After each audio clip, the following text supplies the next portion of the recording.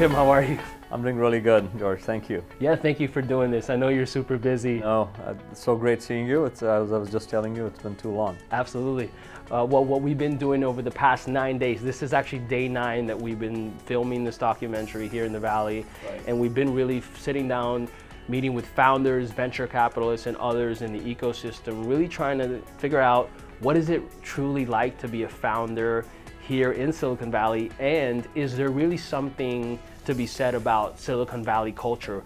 What is it that's so amazing about this area that really starts to kind of, grow so many great businesses and lay the seeds for all this innovation? But before we go into that, why don't you tell the folks a little bit about your background? How'd you get into venture investing? Because I know you're like the real entrepreneur. I don't know. I've really been lucky enough to have 3 jobs since I got out of college, and I have a technical degree. And sort of the first job was where I learned how to run the different functions in a startup company. That was a company called Scopus Technology. 1992 started, took it public in 95, and then sold to Siebel Systems in 96. And I got that bug, being part of a successful company, and I did my second company called Octane Software, which was, I was founder and CEO, and really lucky to have these 4 phenomenal people on the journey with me. And we built that to a very successful enterprise software company, and sold it in 2000. So right as the market was at its peak, big transaction, $3.2 billion. And those were the first 2 jobs I did, which was really on the entrepreneurial side. Then I hung out by the beach and really helped the integration happen between Octane and Epiphany, which was an acquiring company. And I got introduced to Sierra. And my first reaction was not really sure about venture, but I was just struck by, I joined a couple of boards, and I could see entrepreneurs making the same mistakes that I'd made. And it was kind of like, don't go down that path. I've been there, it's gonna hurt. And so I just felt that I could offer something in venture, and really jumped into venture capital in 2001. And I've been here for the last 14 years. So, what would you say is venture capital? How would you define it for the folks who don't know that might be watching this documentary? Yeah. I think the way to think about venture capital is really, it's the capital you want to attract to your business when you're sure it's the business you want to scale over time. So venture capital is not this quick fix. Venture capital is not debt. Venture capital with it brings certain expectations, because you're really getting an entrepreneurial oriented investor involved in your company. So it's capital plus experience and expertise, which is what you should be looking for if you come knocking on venture capital's doors. So we've been talking to founders, investors, others in the ecosystem, and the founders say what's so amazing about Silicon Valley, and one of its unique characteristics is the venture capital that's available. Right. The type of investor that's here. And then the investors are saying, well, we're cool, but it's the founders and the talent that's here. Yeah. What would you say are these characteristics, or some of these characteristics that make Silicon Valley Silicon Valley? Why is it so amazing and dynamic here? Yeah. I think it's something to do with the age of the fact that venture capital was born here. This is also a place that's got this massive ecosystem of great schools and great industry. And what's happened over the last 3 or 4 decades is it's attracted entrepreneurs that made money, people like me, that stayed on and then crossed over into venture capital. And I think we tend to have a very much a glass half full attitude when we are sitting across from a table from an entrepreneur. We appreciate their anxiety, been there. We appreciate their pain, been there, done that. And we appreciate their passion and the vision that comes across. So it tends to be this 1 + 1 makes 11 kind of formula. I think those kind of entrepreneurs that are not day trippers, the real entrepreneurs, tend to get attracted to this zone. And early stage investors like us that love that sort of passion and want to find that long-term entrepreneur, look for those kind of entrepreneurs. So I think it's that sort of magic that happens when those 2 teams come together, and I think that's what makes this place really special. So that's a good segue into my next question. We've been talking to these founders who have been describing what it's really like to start a company from scratch, and hopefully a lot of the time scale it to at least something, right? Right. What is it truly like from your experience, and now that you work with so many founders, what is it truly like to be a founder, an early stage founder, and when you're just like a couple people in a basement and there's all this uncertainty? What is the reality? Because you look at the media these days and I think they tend to glamorize it. But what would you say it's really like? I think it's probably the most fun you'll ever have in your professional career. It's also one of the most extracting time in your life, because it's full of uncertainty and fear. And I think entrepreneurs that prevail are the ones that we see coming out on the other end, are the ones that are truly doing it because they have a mission and a passion for building the business. Because I think there are plenty of times when you want to hit that exit button, just tap out, because it's too tough to raise money, or too tough to get that first customer, or too tough to build that right product, or your employee just quit. I mean, there are many issues that come at an entrepreneur, and the best ones are the ones that just prevail through it. And I also think that having a team, having that passion as an entrepreneur where you can attract the best talent is critical. And if you look across the history of companies that have endured, look at Larry Ellison, Tom Siebel. We talked about the modern ones like Mark Zuckerberg, and every single one of them has been a great leader, but somebody that can really build that second bench. And I think it's practically impossible to do it alone. So I think those entrepreneurs that have that mission and can attract the next line, that see the same mission the same way, and come along for that long journey, are the ones that prevail. I think it's a fascinating journey. I've been there twice myself, and I mean, I must miss those days. If I was not doing venture, if I didn't love this as much as I would definitely be doing another company. What would you say are and we've been asking quite a few founders what they think are the characteristics of a successful startup. Right. What would you say are these characteristics? Is it more the product? Is it the team? Like, what would you say? I think eventually you have to sit back as an entrepreneur and remember what is the most important thing that the market pays for, right? And I'm using the word market loosely. A market is an investor, a market is an acquirer, a market is the public market. And the market really cares about two things. Number one is growth, and number two is EBITDA. Everything in the middle is just sort of contributing, sort of numbers to the line.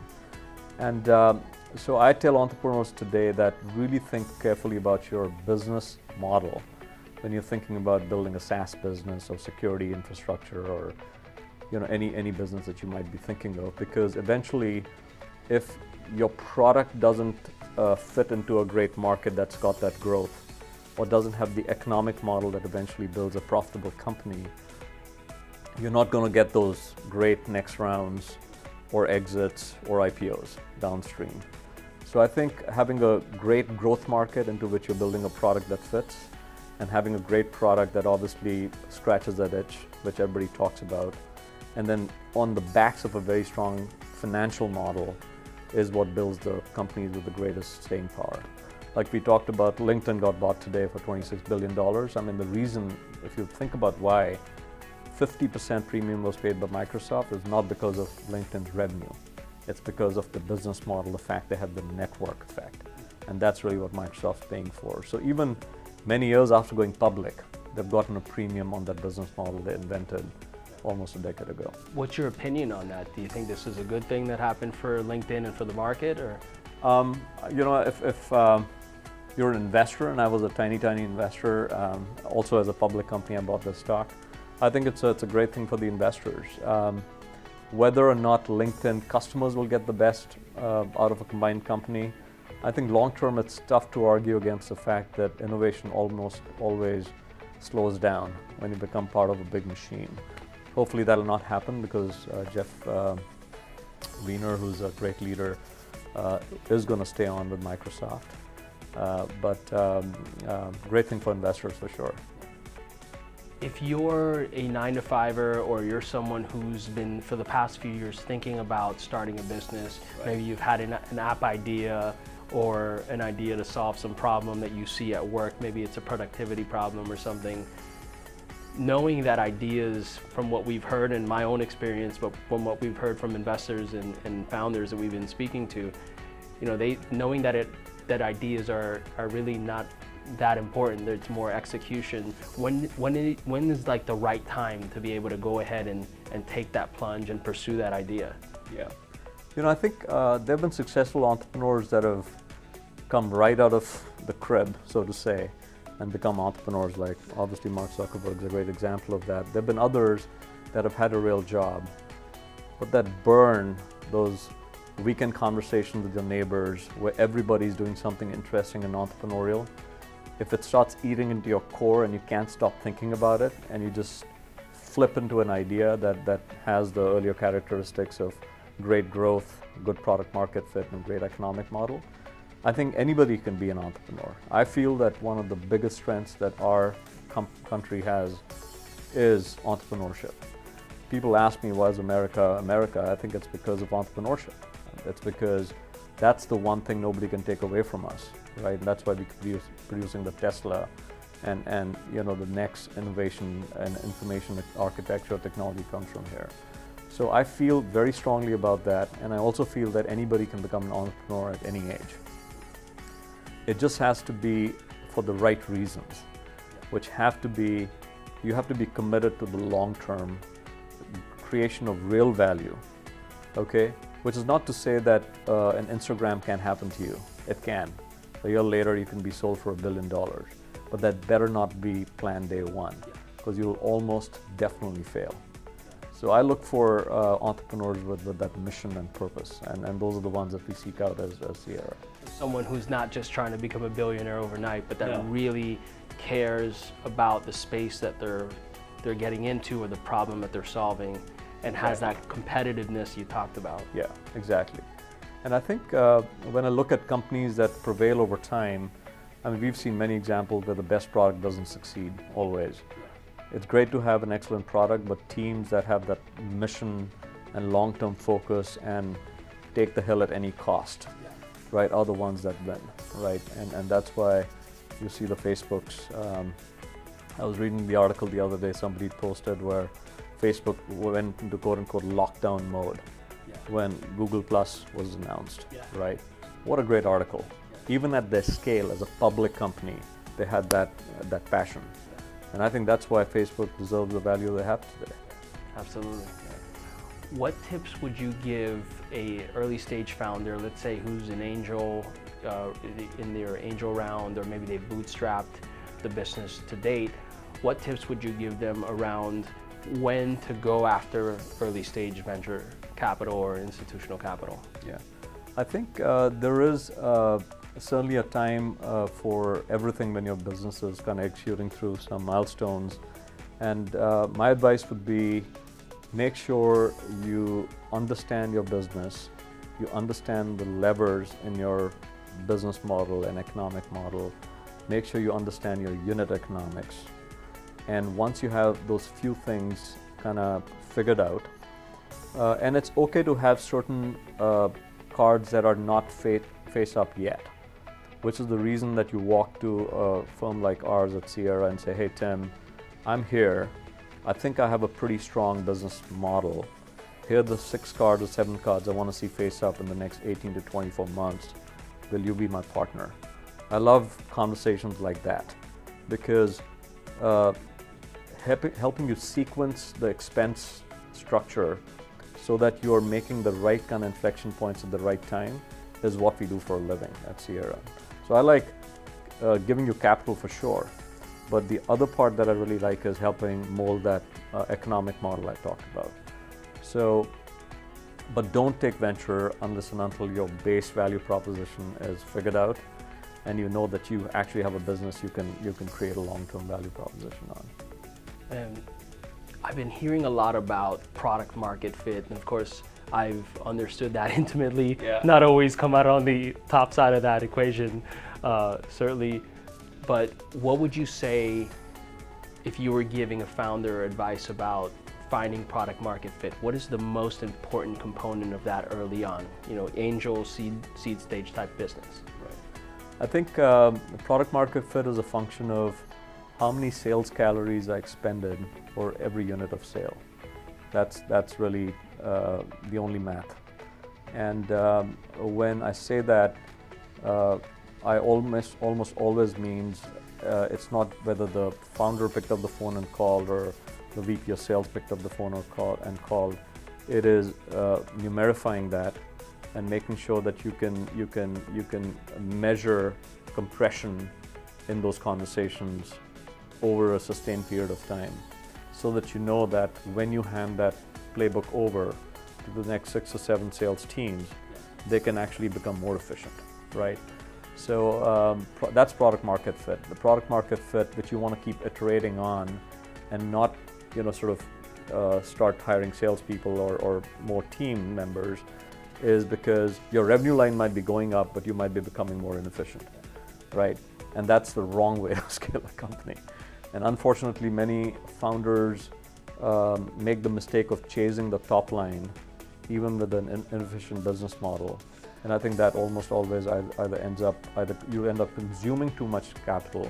You might still ultimately be successful, but you'll end up diluting yourself because you've now suddenly raised $100 million, where you should have been able to scale to the revenue line with 40 or 30 or 20.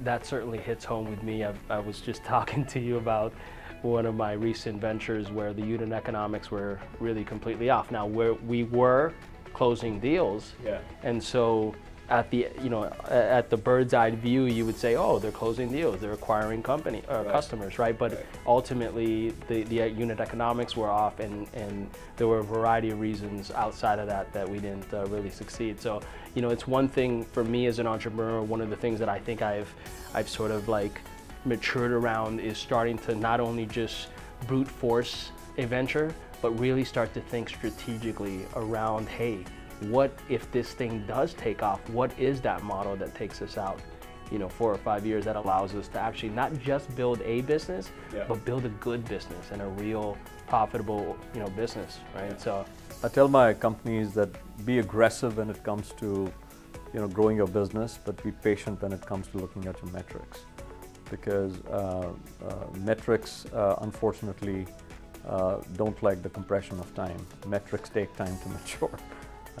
Well, do you ever run into these founders where they're just so excited to try to build a business that they neglect some of these simple core components of the business?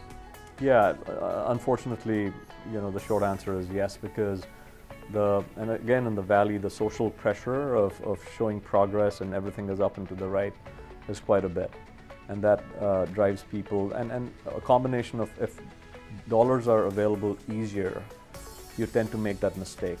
You think about top line growth, even though inefficient, as a great thing, and it is not. So I'm always cautioning entrepreneurs that use the time that you need to mature a business, right, before you get to the next level. And that doesn't mean that be less aggressive or don't go hard after the next hire you want to make or the next customer, but don't confuse being aggressive on the business line with being very cynical and clinical about the metrics, which at the end of the day is what you hand over to the next team member to scale the business. Well, Tim, thank you so much for joining us. I really appreciate it. Oh, great seeing you, and this is going to be a fabulous piece of work when it gets done. So. Well, we're hoping so. We hope to inspire and educate folks all over the place around what it's really like to be in this amazing place we call home, which is Silicon Valley. That is for sure true. So if folks want to follow you on Twitter, what's your Twitter handle? What's the best way to kind of reach you on social? Yeah, it's at Tim Guleri, my name, TimGuleri, or I'm very good on email, as you know. Yeah, totally. It's tguleri@sierraventures.com. Well, thanks so much. Thanks again. Yeah, absolutely.